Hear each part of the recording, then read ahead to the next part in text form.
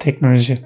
Onun sayesinde evimizden çıkmadan finansal işlemlerimizi bankamıza gitmeden yapabiliyor, markete gitmeden alışverişlerimizi yapıp kapımıza kadar gelmesini sağlayabiliyoruz. Sosyal medya aracılığıyla ise tanıdıklarımızla, hatta tanımadığımız insanlarla bile iletişimimizi oturduğumuz yerden kalkmamıza bile gerek duymadan sağlayabiliyoruz. Tüm bunlar eski haliyle kıyaslandığında bize zaman kazandıran şeyler değil mi? Peki kendimizi hiç çok müsaitim derken hatırlıyor muyuz? İlgimizi çeken insanlar bizimle iletişime geçtiğinde değil tabii ki de. Ama o konuya da geleceğiz. Daha ziyade hepimiz çok meşgulüz. Ama bir dakika, tüm bu teknolojik aletler bizim hayatımızı kolaylaştıran, bize zaman kazandıran şeyler olması gerekmez miydi? Şimdi tabii ki de eskisinden çok daha fazla iş yapabiliyoruz diyeceksiniz. Haklısınız. Yapabiliyoruz. Hatta aynı anda birden çok işi halletme gibi bir eğilime bile sahibiz. Multitasking. Kelime anlamı olarak multi birden çok, tasking ise iş, görev yapma, görevlendirme anlamlarına geliyor. Yani multitasking dediğimiz şey aynı anda birden fazla işi yapıyor olmak demek. Ayrıca benim gibi çocukken oyunlarla çok fazla haşır neşir olmuş insanlar bilirler ki oyunların girişinde single player'ın hemen altında bulunan multiplayer diye bir seçenek vardır. Aynı anda birden çok kişiyle oynanabilen oyun modu. Konumuza geri dönecek olursak da multitasking şu anda günümüzde bile iş hayatında oldukça pozitif bir şekilde lanse edilen bir şey. Peki gerçekten de öyle mi? Yapılan bir araştırmaya göre aynı anda birden fazla işi yapıyor olmak o işleri tek tek yapmış olmaya göre oldukça zaman kaybettiriyor. İnanmıyorsanız elinize bir kağıt kalem alın, kronometrenizi çıkarın ve birden 27'ye kadar rakamları yazın. Ne kadar süre tuttuğunu hesaplayın. Ardından multitasking kelimesini 2 kere ard arda yazın ve sürenin ne kadar olduğunu bir kağıda yazın. Son olarak da bu iki işi aynı anda yapmaya çalışın. Yani 1 M, 2 U, 3 L şeklinde. Yapılan araştırmalara göre bu işi son söylediğim şekilde birbiriyle iç içe olarak yapmanız halinde, yani multitasking yapmanız halinde zamansal olarak kaybettiğiniz şey %40. Yani aynı işleri tek tek ayrı ayrı yapıyor olduğunuza göre %40 olarak zamanınızı çöpe atmış, heba etmiş oluyorsunuz. Ben de bu size az önce söylediğim egzersizi kendi başıma da yaptım ve sonuç, sıkı durun, %55.84. Yani yapılan araştırmanın sonucundan bile çok daha kötü bir şekilde zamanımı heba etmişim. Peki multitasking'in sadece bize bedeli zaman mı? Az önce size yapmanızı tavsiye ettiğim ve kendimin de uyguladığım egzersizi bir izleyici kitlesini yaptıran ve The Myth of Multitasking, yani Multitasking Efsanesi, Multitasking Hurafesi isimli kitabın da yazarı olan Dave Crenshaw'a göre bunun tek bedeli zaman değil. Birinci bedelimiz elbette zaman. İkinci bedelimiz de sizin de tahmin edebileceğiniz üzere yapılan işlerin ikisinde de ya da kaç tane iş yapıyorsanız hepsinde de belli bir kalite azalması. Zaman kaybettik, kalitede bir düşüş yaşadık ve bunu da fark ettik.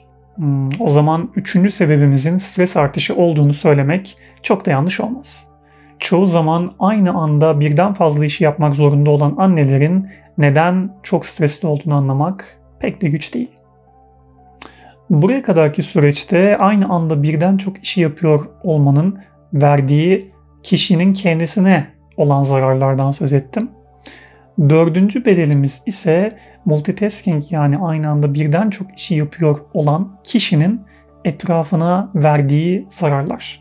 Mesela bir kafeye gittiğinizi düşünün, arkadaşlarınızla birlikte oturup bir çay kahve içiyorsunuz, bir şeyler yapıyorsunuz. Telefonunuza bir bildirim geldi. Telefonunuza baktınız. Arkadaşınız o sırada size bir şeyler anlatıyor. Siz telefondaki bildirime bakarken arkadaşınızla hı diye konuşmaya devam ettiniz. Belli bir süreden sonra o kişinin kendisi zaten sizinle alakalı şunu düşünecektir. Yusuf benimle ilgilenmiyor. Ben niye onunla ilgileneyim ki? Dolayısıyla çevrenizdeki insanlara da multitasking yaparken, aynı anda birden çok işi yürütmeye çalışırken aslında ilişkilerinize zarar vermiş oluyorsunuz. Hiçbir şey sebepsiz yere gerçekleşmez. Multitasking'in de bize cazip gelen tarafı aslında normalde yaptığımız sıkıcı işlerden hızlı bir şekilde kurtulup hayatımıza daha rahat ve istediğimiz şekilde odaklanabilmektir.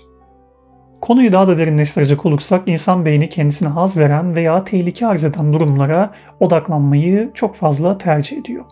Bununla alakalı araştırmalar yaparken bir tane makalenin içerisinde bir deneye de rastladım. Onu da sizinle paylaşmak istiyorum.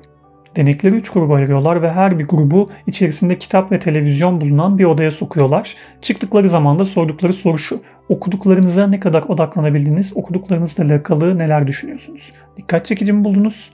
Yoksa sıkıcı mı? İlk denek grubu içeri giriyor ve televizyonu açıyorlar. Kişiler çıktığı zaman söyledikleri şey çoğunlukla okuduklarını sıkıcı bulduğu yönünde. İkinci grubu içeriye alıyorlar ve televizyonu kapatıyorlar. Bu durumda da okuduklarının ilgi çekici olduğunu söylüyor. Üçüncü grubu içeri aldıklarında ise televizyonu tekrar açıyorlar ama bu sefer televizyonun sesini yükseltiyorlar. Denekler çıktıkları zaman okuduklarının ne ilgi çekici ne de sıkıcı olduğunu söylüyor.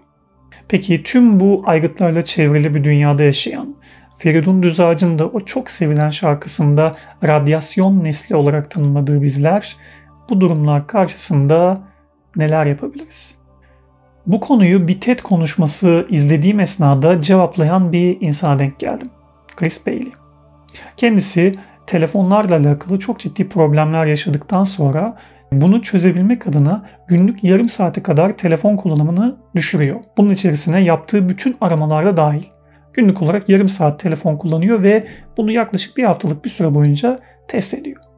Bu yapmış olduğu denemenin aslında 3 tane sonucu var ama ben 2 tanesini çok önemsiyorum ve size o yüzden o 2 tanesini paylaşacağım. Açıklamalar kısmından linke tıklayarak isterseniz videonun tamamını izleyebilirsiniz ve kendisinin tavsiyelerine de daha geniş bir perspektiften kulak verebilirsiniz. Birinci yaşadığı çok önemli unsur bana göre odaklanma süresinin daha az efor sarf etmesine rağmen çok ciddi oranda arttığını keşfediyor. Diğer önemli olarak gördüğüm şey ise yaratıcı fikirlerin aklına çok fazla geldiğini söylüyor. Burada özellikle benim yaşımda hatta benden daha genç olan arkadaşlara seslenmek istiyorum. Bildiğiniz üzere yapay zeka, makine öğrenmesi gibi birçok şey yaşanıyor şu anda teknolojik devrim anlamında. Bunların özel sektörde bir firmada çalışan bir insan olarak ben de bizzat şahit oluyorum ki bazı konularda insanların yerini artık yavaş yavaş makinelerin almaya başladığı, hatta bunlarla alakalı projelerin yürütüldüğü de su götürmez bir gerçek. Dolayısıyla yaratıcı düşünme, kreatif düşünme dediğimiz şey aslında ilerleyen yıllarda dünyanın geleceği için çok ciddi önem arz edecek şeyler içeriyor. Bu tip bir sonuca ulaşılmış şeyleri burada veya başka bir yerde takip etmenizi tavsiye ederim ki bunları söyleyen sadece tavsiye etmiyor, aynı zamanda kendisi de uyguluyor. Bunun da bir dipnotuna düşmüş olayım. Chris Bailey'e geri dönecek olursak kendisi yaptığı araştırmaların sonucunda aynı zamanda şunu da keşfettiğini söylüyor. İnsanlar normalde bir işle uğraşırken başka bir yerden telefondan mesela bir bildirim geldiğinde konsantrasyonlarının yani dikkatlerinin dağıldığını düşünüyorlar. Ancak beyin dikkatinin dağılmasını aslında kendisi istiyor. Yapılan bir araştırmaya göre dikkatin ortalama süresi 8 saniye ile 40 saniye arasında değişkenlik gösteriyor. Bu kadar çok dikkatinin dağılmasını isteyen beyin en sonunda neyle karşılaşıyor dersiniz peki? Chris Bailey'nin yapmış olduğu çalışmaların sonucu olarak kendisi bunu overstimulation yani aşırı uyarılma olarak tanımlıyor. Normalde işimizi gücümüzü yürütürken, bir şeylerle uğraşırken bir yandan bambaşka bildirimler geliyor, bambaşka şeyler geliyor ve dikkatimiz sürekli dağılıyor. Ancak beynimiz de bunu kendisi istiyor. Bunun akabinde de bir ona, bir buna, bir şuna sürekli beyin oradan oraya seke seke gidiyor. Peki böyle bir durum karşısında bizler ne yapabiliriz? Çözüm aslında basit ancak bunu uygulamak elbette zor ve uygulayıp uygulamama durumu da tamamen bizim bu bedeli ödeyip ödemek istemememize kalıyor. Ya şimdi bu kadar anlatıyorsun ediyorsun da yani ben bunu uygulayamam ki benim akşama kadar sabaha kadar sürekli telefonla işim oluyor diyebilirsiniz. Yarım saat günde telefonu ayırmak gerçekten hepimize zor gelebilir ki açıkçası bana da çok zor geliyor.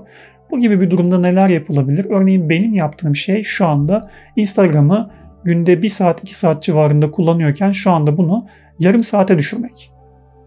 İnsan bu tip araştırmalar yaparken açıkçası kendi geçmişinde sorguluyormuş. Üniversite sınavlarına hazırlandığım esnada oyunlar oynayıp internetten diziler, filmler izlemeyi seven bir genç olarak radikal bir karar almıştım ve internet sözleşmemi feshetme yolunu tercih etmiştim. Tabii bu çok zorlayıcı bir durumdu ve bunun akabinde gelişecek şeyleri düşündüğümüz zaman bir çeşit yoksunluk yaşayacağımı düşündüm ve beni bu konuda yolundan caydırmayacağını düşündüğüm bazı film ve dizileri bilgisayarıma indirmiştim ve kendime bir söz vermiştim. Eğer ki internetle alakalı herhangi bir şey canım isterse oradaki filmlerden, dizilerden bir tanesini açacaktım. Bu tabii ki de bana bazı film ve dizileri 50 kereden fazla izleme gibi bir imkan da verdiğini itiraf etmeliyim açıkçası.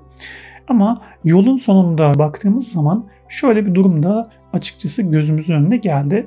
Benim burada bu şekilde bir kararlılığı üniversite sınavları zamanında göstermiş olmamın sebebiyle eskiden olduğum tembel öğrenci profilinden çıkıp artık bir şeyler yapıp üzerine araştırmalar yapan, o araştırmaları artık sizinle bile paylaşabilecek noktaya gelebilen bir insan haline doğru evrilmeye, dönüşmeye başladım. Şu anda ben bunları yapabiliyorsam ve global bir şirkette bile çalışabilecek bir seviyeye gelebilmişsem, siz de istediğiniz şeyle alakalı emek verdikten, belli bedeller ödedikten sonra belli bir seviyeye gelebilirsiniz diye düşünüyorum. Ne de olsa başarının bedelini bir dönem için ödemeyenler, başaramamanın bedelini bir ömür boyu öderler.